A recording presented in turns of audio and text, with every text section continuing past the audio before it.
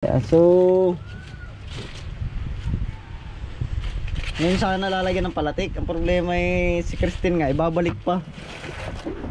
May nalimutan yata. May nalimutan yata yung bagyo dito kaya babalik daw. Ay pinakikiramdaman pa namin kung magkakabit ulit ng, kung kakabitan ko na ba siya ng palatik o hindi pa.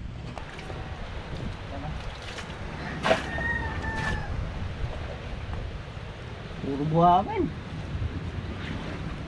Dahil palang buhangin ito, ano? Yo, what's up guys? Yan, dito na po ako sa amin, nakabalik na po ako. Galing tayong Real, kita nyo sa vlog natin. Siya nga pala, doon sa nagtatanong ng bangka natin, yan, di ko po siya tinago sa ilog. Kasi ito naman ay maliit lang, pwede lang buhat-buhatin. Yan po ay itinago rin naman nila. Yan. Pero ngayon naabutan ko dito na ulit nakabalik sa dating pwesto. Yan. Kaya lang medyo madumi. Bukas po ay tuloy na ito. Ano na natin to bukas. Gagayakan na natin ng ano, ng atin mo nalinisin na puro dahon ba. Kasi nangangalaglag na po ulit yung mga dahon. Ayan, natuyo nung alat. Naalatan siya nung bagyo. So ngayon sana nalalagyan ng palatik. Ang problema ay si Christine nga ibabalik pa. May nalimutan yata. May nalimutan yata yung bagyo dito kaya babalik daw. Ay pinakikiramdaman pa namin kung magkakabit ulit ng, kung kakabitan ko na ba siya ng palatik o hindi pa. Lah, dumi oh.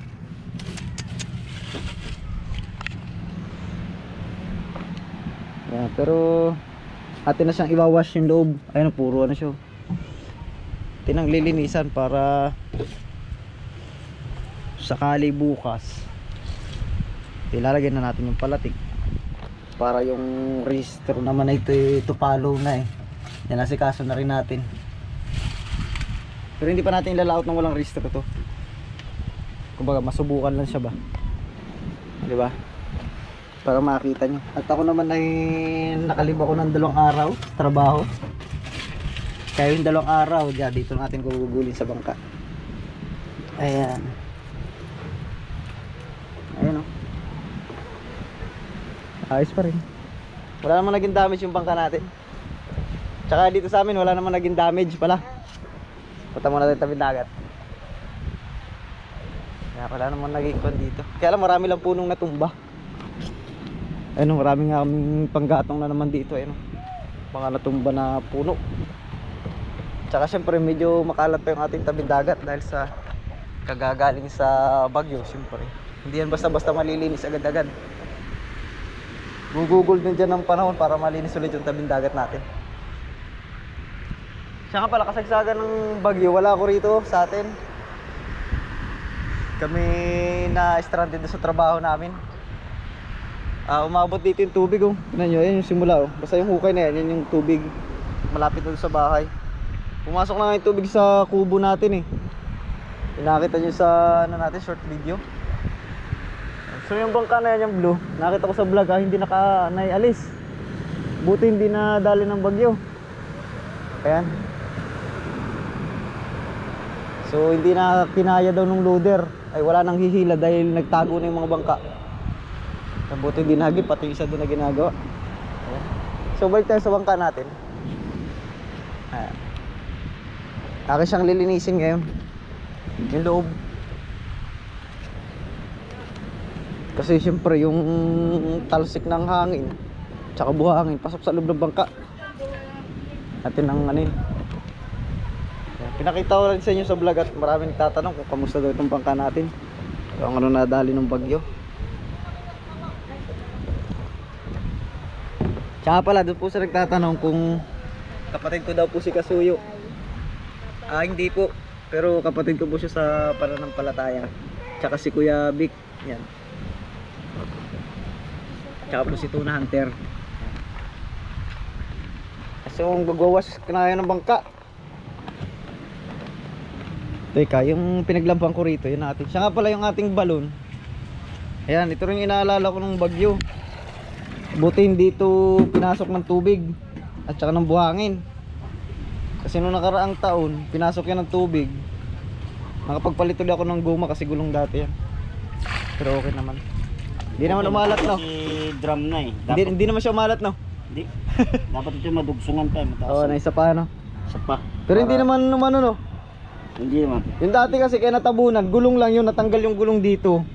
Natabunan. Ay nung hinukay namin yung nagmamantsa na yung gulong, kapaltan ko pa ng drum. 3 drum yan, no? Ayos. Tsaka itong ating niyog na maliit, buti hindi na nadali. Ano? Nandiyan na yung tubig eh. Diyan, di ba? Yan na. Nakita ko sa picture eh. Andito na yung tubig oh. Yan, sa picture ko na lang nakita. Hindi naman natin na-vlog at wala tayo. Ayan. Dami na pating sinampay kasi ngayon lang po uminit. Eh, wawash ko lang to guys ah. Kunin ko lang itong ating pinaglabhan. Para rin kasing motor yan, yung bangka. Nililinisan din. Para manatiling maganda ba. Eh, pero syempre, kahit hindi nagagamit yung bangka natin, talagang hindi maiwasan magkadumi, ayun o. Para bukas or mamayang hapon siguro, amin ang lalagyan ng palatik to. Magwe-weather lang muna ako kung anong balita doon sa isang bagyo. Kung kuan ba. Kasi pag napalatikan to guys, tatanggalin din ulit. Kung may bagyo at ipapasok naman ulit sa kalsada. Sabay tabo ko rito. Nandito nga pala tayo sa ating bahay kubo. Ayan.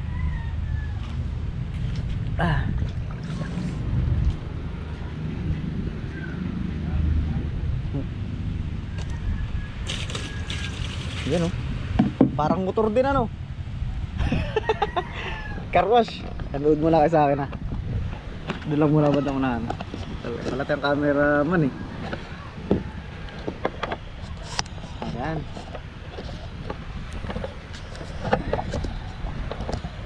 Ayan o. Ayan, watch lang muna kayo. Ayan, well coffee.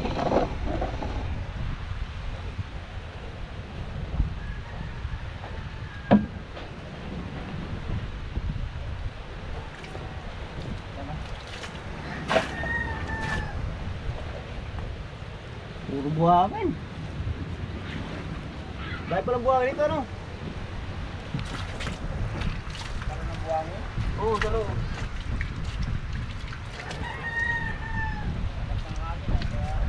Pasok naman ang buhangin.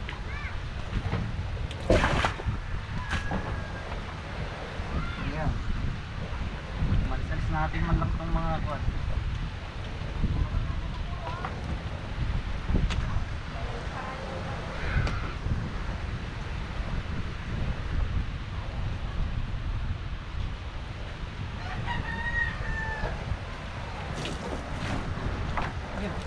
Ayan, may tumingin ka agad eh.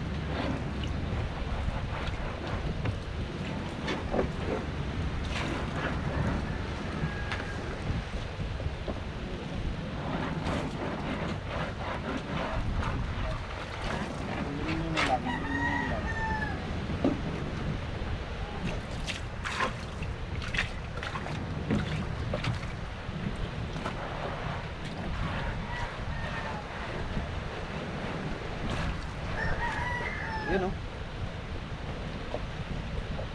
Linis ano. Ang linis lang naman.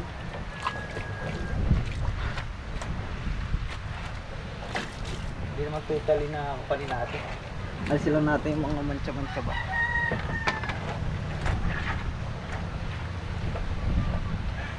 Yun o, dami.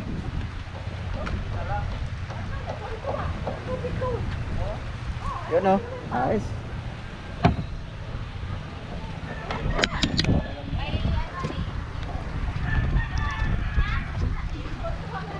Ayan, medyo okay na siya.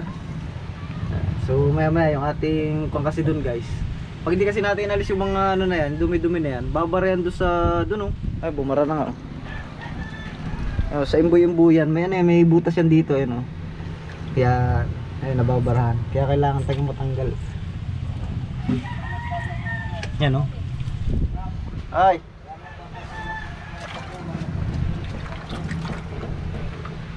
Ayun oh. Ayun oh.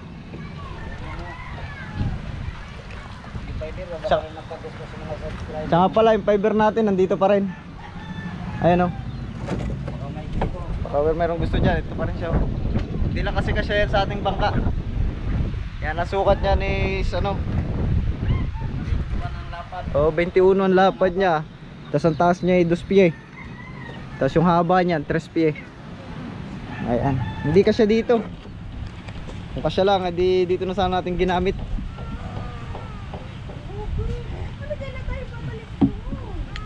Ayan. So ayan guys, ayun yung ruro guys oh, na nasa vlog natin kahapon sa Real Port. Ayan, so nadadaanan talaga to sa amin pagkagaling sa Real. Ano, so nakabiyahe na pala sila, pinayagan na ng Coast Guard. So ibig sabihin yan, safe nang magbiyahe, kaya pinayagan na sila. Yun oh, ayun yung butas natin guys oh. Kaya naman may mga ganito po yung mga bangka na maliliit, para halimbawa nga nakataas. Ayun, nakataas na katulad yan. So inalis lang po yung takip niyan, yung nakaharang dyan, inalis lang para kahit ulanan siya, eh tuloy-tuloy lang yung tubig pa ilalim. Kaya nga lang, pagka may gantong mga singit-singit na dumi, ay babara yan, kaya ating pong nililinis din ay. Ayan o. Ayos ano. Dahil buhangin po ng bangka natin. Ibig sabihin, napakalakas po talaga dito sa amin ng bagyo. Hangin, tsaka ulan, lakas daw. Mahigit yung alon eh, medyo nag-control na konti. Hindi nag-control yung alon ako. Ayun. Sana lang makondisyon natin ang magandang makina nito. Second hand lang din kasi yun eh. Ayun oh. So ayos na yan. Pakiramdaman na lang natin bukas. Pala kape natin.